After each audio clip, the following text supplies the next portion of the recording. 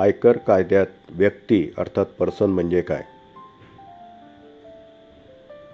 भारताच्या आयकर अधिनियम 1961 नुसार पर्सन अर्थात व्यक्ती ही संकल्पना केवळ माणूस अर्थात इंडिव्हिज्युअल यापुरती मर्यादित नाही, तर कराच्या दृष्टीने खालील सर्व घटक व्यक्ती अर्थात पर्सन म्हणून मानले जातात.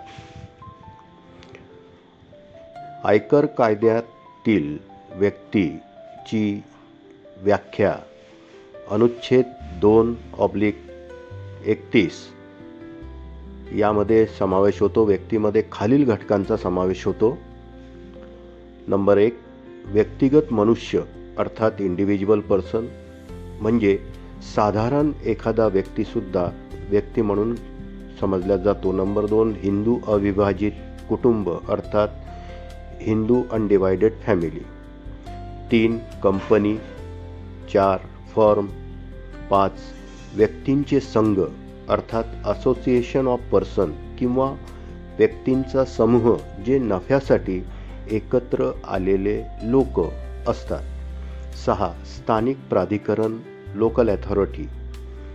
7, कायदेशीर व्यक्ती जी कृत्रिम व्यक्ती म्हणून म्हटल्या जाते आर्टिफिशियल ज्युरिडिक्शन पर्सन, जसे की देवस्थान, ट्रस्ट, विद्यापीठ, संस्था इत्यादी.